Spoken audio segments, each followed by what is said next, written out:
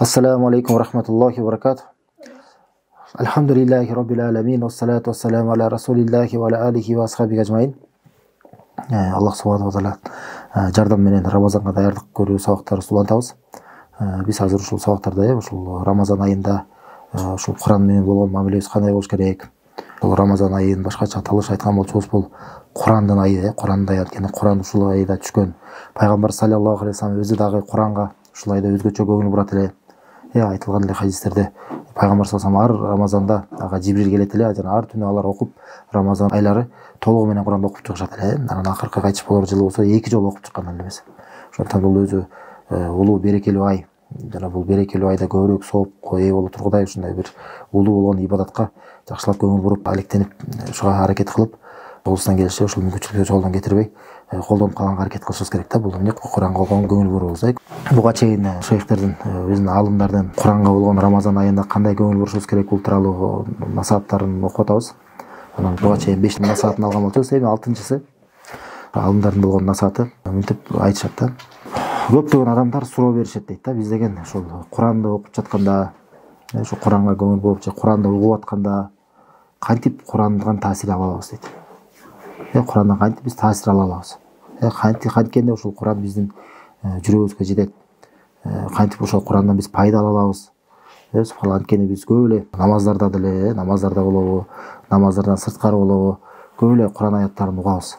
Көбүрөөк Куран аяттарын окуйбуз. Ошол айтышат да, эмнеге биз ушу көптөгөн ушу Куранды кайра окусак деле эмнегедир ал бизге таасир этпей жатат, ошол хушууга бизди алып келбей жатат, Аллахтан коркууга, ошол биздин жүрөгүбүзгө таасир эткен нерсеге эмнеге жетпей жатабыз деп көптөгөн адамдар сурашат дейт да. Чек жок, бул деген бул иш эмнеге кайтат? Бул эң анык, эң белгилүү болгон нерсеси бул эмне себептен мындай болбой жатат? Эң башкысы бул деген биздин күнөөлөрүбүз да. Биздин күнөөлөрүбүз, ошол биздин өзүбүздүн кандайча айтканда белибизде болгон, бизге оорчулук катары болуп жүктөп биз көтөрүп жүргөн ушул күнөөлөрүбүз да, күнөөлөрүбүз. Мына ушул себептүү мына ушундай Курандан бизге таасир этпей жатат да, субханалла. Эмне себептен, эмнеге? Анткени күнөөлөр, билесиз, Пайгамбар саллаллаху алейхи вассалам хадисте айткандай, пенде деген бир күнөө кылган болсо, анын жүрөгүндө бир чекит коюлат деген да. Бир чекит коюлат деген. Анан эгер дал тобо кылып Аллахтан кечирим сурап калган болсо, ошол чекит, кара чекит өчөт деген. Өчүп кетет деген. Эгерде кайра уланта берген болсо, ошол кайра чекиттер көбөйө туруп, эмне болот? Жүрөктү каптап калат деген да. Жүрөктү толугу менен каптап калат деген да. Ошол Аллах Таала Куранда айткандай, балрана аля кулубихим ма кану яксибун деген да. Ран деген түшүнүк бар. Каптап калуу. Аллах Таала айткандай, алар өздөрү тапкан нерселери аларды жүрөктөрүн каптап калды деген да. Өздөрү ушул нерсе мына Куранда айтылгандай, мына жанагы ушул себептүү болот. Өздөрү тапкан нерселер, ошол тапкан күнөөлөр себептүү жүрөгү толугу менен ушундай капкара болуп, кара чекиттер менен жүрөгү капталып калат, жабылып калат. Ошол жүрөгү жабылып калгандыктан Курандын нуру же башка Аллахты эскертүүнүн же болсо мына эскертүү насааттардын нуру пайдасы ал жүрөккө жетпей калат. Ошо Курандын жүрөктүн сокур болуп калгандыгы ушул да. Күнөөлөр себептүү ал жабылып калгандыктан. Субханалла, ошо өтө кооптуу нерсе да. Бул хадис сахих хадис, субханалла. Мындан биз эмне түшүнүшүбүз керек да? Демек күнөөлөрдүн өздөрү биздин жүрөгүбүзгө болгон, жүрөктөргө болгон таасири бар экен. Өтө кооптуу таасири бар да. Кайсы гана мына күнөө болбосун да, кандай гана күнөө болбосун, баардыгына биз кичинекей күнөө, аз күнөө деп кайдыгер карабашыбыз керек да. Өздөрү ар бир күнөө болбосун, мисалы бир Аллах сактасын, мисалы бирөө тууралуу жаман сүйлөп койдук. Аллахта барыс кечирген болсун, андан алыс калган болсо, мисалы бир туура эмес көзсүз, мисалы Аллах деган нерселерге карап койгон болсок, туура эмес нерсени угуп койгон болсок, ушундай бир нерселер боло турган болсо, мисалы жүрөгүбүздө бир кандай мусулмандарга бир жек көрүү пайда болуп, жаман ушундай ойлор болуп калган болсо, ушунун баарысы тең биз кайдыгер карабашыбыз керек да. Ушунун баарысы тең демек биздин жүрөгүбүздө болгон бир чекиттер да. Ушундай ойлорубуз керек. Мына мен могу арам ишти кылдымбы? Субханалла, бул жөн калбайт да. Бул жөн калбайт. Сөзсүз түрдө бул жүрөккө таасир этет. Сөзсүз түрдө ошо жүрөктөгү болгон чекит болот да, субханалла. Силер ошол көбөйүп биз кайдыгер болуп карай берсек, адам ошо каптала берип, анан жанагындай жүрөк толугу менен жабылып калат да. Мына ошол себептүү мына карабайсыздарбы, субханалла, мына баардыгыбыз деле мына аалымдарга келип мусулмандар даттанып айтып аткан болсо, Куранга таасир этпей калдым деп даттанган болсо, биз дагы ошолордун арасындабыз, биз дагы даттанабыз, субханалла. Силер деле ошондой көйгөй болуп аткан болсо, баарыбыз деле ошондой көйгөй. Эмнегедир ушундай болуп жатат, эмнеге дегенде мына субханалла баарыбыз деле ойлондурган нерсе. Мына ушул себеп, мына ошол Аллах Таала баарыбызды кечирген болсун, абалыбызды оңдогон болсун. Мына күнөөлөр себептүү мына Куран ушу жакшы таасир этпей калат да, субханалла. Бирок кандай болсо дагы, адамда кандай гана күнөөлөр болбосо дагы, сөзсүз түрдө Куран бул Аллах Тааланын сөзү. Аз болсо дагы баары бир деле Куран адамга таасир этет. Пайдасы тиет да, анан эч качан адам үмүтүн үзбөш керек. Мындай болот, кээ бир адамдар мисалы ушунчалык абалдар көрөсүң, күнөөлөргө чууп кеткен да. Ушундай абалы оор абалда, ушундай күнөөнүн артынан күнөө кыла берген, ушундай оор абалда жүрөт дагы, бирок бир жүрүп туруп Аллах Тааланын сөзүн укканда ошол замат жүрөгү жумшарып, субханалла, Аллах Тааланы эскерип, ошол замат анын жүрөгү жумшак экенин билинип, ыйлап атканын көрөсүң да. Ыйлай кылып, тобо кылып Аллахка кайрылып аткан. Бирок мына жакында эле азыр эле карасаң, азыр эле күнөө кылып аткан эле, ошол эле замат кайра эле жанагындай абалда болуп калат да. Көрсөңөрбү? Демек, баары деле Аллах Таала үмүт үзбөш керек. Көрсөңөр, демек Аллах Таала кааласа, адамдын абалын бир замат эле өзгөртүп коет. Бир замат эле шамалга өзгөртүп коет да, субханалла. Демек, көрсөңөр, мына бул Курандын мына биз өзүбүзгө таасир эткенге жолу кандай экен? Мына эң башкысы мына ушул күнөөлөрдөн алыс болуу, өзүбүздүн жүрөгүбүздү оңдоого аракет кылуу, өзүбүздү Аллахка болгон жакшылык иштерден, Аллахка баш ийүү болгон жакшылык сооптук иштер менен өзүбүздү кооздогонубуз. Субханалла, ушунун баарыбыз тең адамдын ошол Куранга болгон таасир эткендигине алып келет да. Куранды укканда адам жакшыраак таасир этет. Жана канчалык адам өзүнө көңүл буруп, ушинтип оңдогон сайын, ошончолук Курандан болгон таасири дагы көбүрөөк болот. Ошондой эле дагы адам Куран окуп жатканда, ошол Курандын адамга таасир эткенинин дагы башка дагы көптөгөн себептери бар да. Мына тышкарыда эң башта айттык, күнөөлөрдөн алыс болуу. Ошондой эле дагы бунун себептеринен адамдын ошол Куранды угууга, Куран окулган атканда же намаздарда Куранды уккан атканда ошого адамдын өзүнүн даяр болуп туруусу. Даяр болгондугу дагы бул дагы ошол Курандан таасир эткенге жардам берет. Субханалла.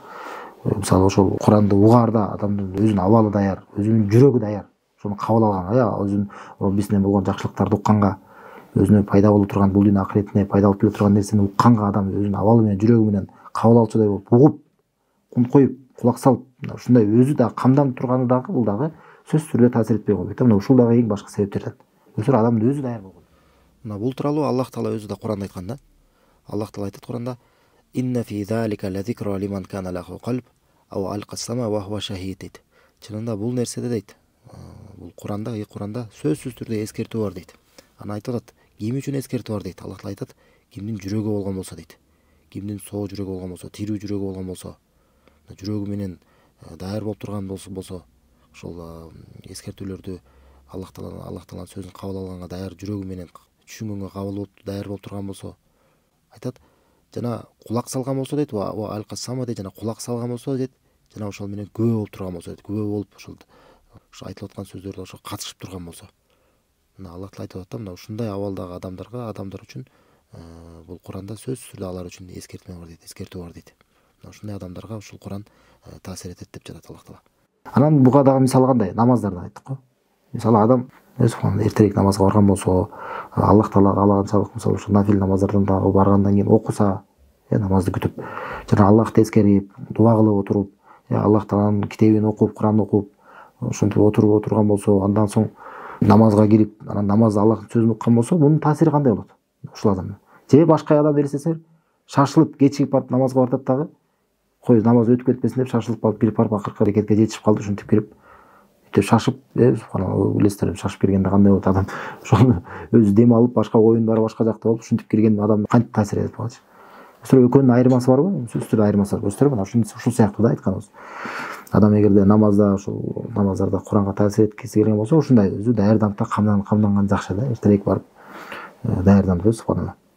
Анан угуп атканда дагы, ошол намазда турганда, ошол маанилерге ой жүгүртүп, маанилерин сезип, эмне айтылып атат. Эми бул дагы кийинки себеп. Адам Куранга кандай таасир этет? Адам ошол Курандын маанилерин билген болсо. Адам маанилерин билбесе дагы ал дагы таасир этпейт да, жөн эле бир сөздөрдү угуп эч нерсени түшүнбөсө. Бирок ошондуктан биз дагы аракет кылып, ошо илим алганга умтулушубуз керек. Илим алып Куранды түшүнүшүбүз үчүн, ошол намаздарыбыз оңолуш үчүн, өзүбүз туура жолду табышыбыз үчүн, өзүбүзгө пайдалуу болуш үчүн, туура жолдон, акыйкаттан, исламдан адашып кетпешибиз үчүн, дайыма Куранды окуп жүрүшүбүз үчүн, Аллах Тааланын сөзү менен дайыма байланышта болуп жүрүш үчүн эмне кылышыбыз керек? Биз умтулушубуз керек мына илим алууда. Ошо Курандын, Аллах Тааланын сөзүн түшүнгөнгө, көбүрөөк түшүнгөнгө. Анын маанилерин окуп, анын Курандын тафсирлерин окуп, Курандын маанилерин окуп, аларга ой жүгүртүп, ушинтип даярданганыбыз Элсеңиздер, кайсы бир адам намазда мисалы кээ бир аяттарды окуп атат, ошол аяттардын маанисин билет. Тафсирин окуган. Ага ой жүгүрткөн. Жана башка адам окуп атат, эмне деп айтылып атканын түшүнбөй эле отурат. Экөөнүн айырмасы болобу? Албетте айырмасы бар. Мына ушул дагы адамга ошо адам Куранды таасир эткенин бир себептерин бири да. Ошол адам өзү Куранга көңүл буруп, анын маанилерине умтулгандыгы да, субханалла. Жана билесиздер, буга чейин дагы айткандай эле кайра эле кайталап айтабыз. Курандын маанилери менен алек болуу бул эң жакшы иштерден.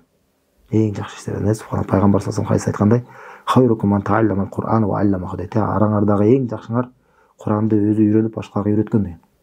Куранды өзү үйрөнүп башкаларга үйрөткөн деген мааниси Куранды окуганды үйрөнгөн жөнүндө айтылган жок, кээ бир адамдар түшүнгөндөйчү. Ошентип айтат да, жок, Куранда да толугу менен. Бул Куран эмнеге чакырат, эмнеден кайтарат, Куранда эмнелер айтылат, эмне маанилер камтылган.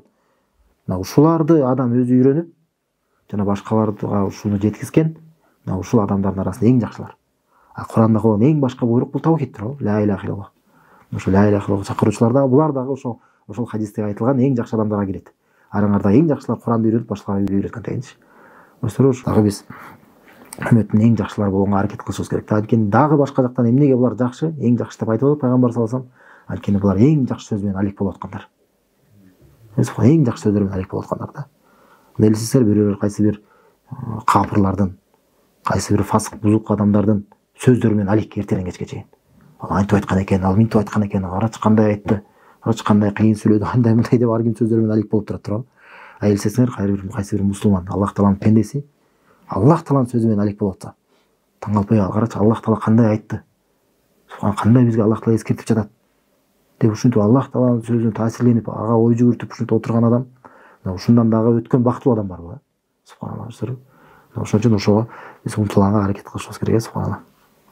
Жана ошондой эле дагы Куранга адамды таасир этүүгө алып келе турган дагы себептерден, мисалы ошо Куранды окуурдан мурда же ошо намазга барып Куранды окуп, эртең таравих намаздар болот да, ошого бараардан мурда дагы адамдын өзү бул сырткы эле абал, жанагы эртерээк намазга барып ошондой даярдануу эле эмес.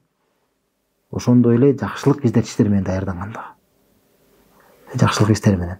Андай мисалы арам иштерди кылбай ошого чейин, арам иштерден сак болуп, жакшылык иштерди, соопчулук иштерди кылып, үй бүлөсүнө, жакындарына, ата-энесине садака берип, нафил ибадаттарды кылып, ушундай өзүнүн абалын дагы жакшылап аракет кылып даярданган болсо, өз жүрөгүн тазаланган, бул дагы ошо адамдын Куранга таасир эткенине да жардам берет. Жардам берүүчү бир себептерден. Бул ушул 6-сы болду, 6-сы демек ушул айтылган себептер менен иншалла дагы башка дагы албетте дагы себептер бар. Эми кыскача айтканда ушулар эң башкысы албетте бул Аллах Тааланын жардамы менен болот. Субханалла, Аллах Тааланын жардамы менен болот, Аллах Тааланын тавфик менен болот. Эң жакшы сөздөр болгон Курандан таасир эте алабыз да иншалла.